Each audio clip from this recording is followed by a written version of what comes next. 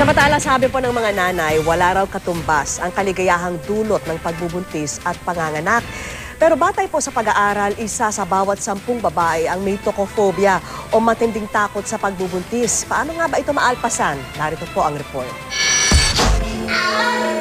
Tuwing nagbubuntis at nagsisilang ang isang babae, laging sinasabing para raw nasa hukay ang isa niyang paa. Yan mismo ang naranasan ni Jel nang isilang ang kanyang panganay na si Ayesha. Halos 1 milyong piso raw ang nagastos niya noon dahil sa kanyang gestational diabetes o diabetes na nakukuha lang tuwing nagbubuntis. Kinonfine ako, tapos may steroids na binigay sa akin to speed up yung lung development ng baby. Yung steroids na binigay sa akin is, nag-react siya with my body, napuno ng water yung lungs ko, nag-heart failure ako, tapos yung BP ko umakyat siya mga 200. Tapos yun nga, with diabetes pa, so parang lahat na nag-compound, nag-50-50 na ako. Ayaw na sana niyang magbuntis uli, pero nasundan ng isa pang babae nung nakaraang taon ang kanya sanang unika iha. Pagkakita ko sa preg test, ang una-una kong naisip is mamamatay na ako. So inisip ko, paano na yung panganay ko? Sino na mag-aalaga sa kanya? Sino nang magpa-provide sa kanya?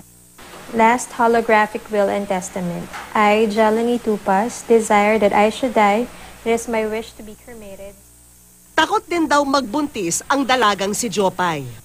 Yung second year high school kasi kami, may pinanood kaming clip for our biology class. Yung actual labor. So, nakita ko yung proseso, nakakatakot. Parang hindi ko kayang pagdaanan yung ganong pain. Mas gugustuhin pangaraw niyang humanap ng surrogate mother o yung magbubuntis para sa kanyang anak.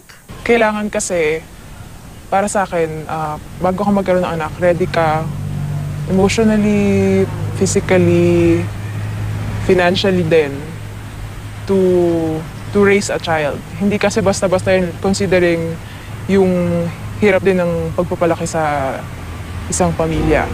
Batay sa datos ng Industrial Psychiatry Journal, isa sa bawat 10 babae ay may tocophobia o matinding takot sa pagbubuntis at panganganak. Hindi proportional yung anxiety o yung takot sa actual na pangyayari.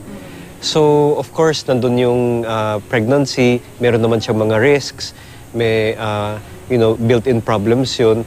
Pero sa tulong ng counseling at mga prenatal visit, may pag-asa pa rin daw para sa mga may phobia sa pagbubuntis. Dahil sa huli, hindi raw matutumbasan ng anumang takot at sakit ang kaligayahang hatid ng pagsilang ng supling na palalakihin at huhubugin.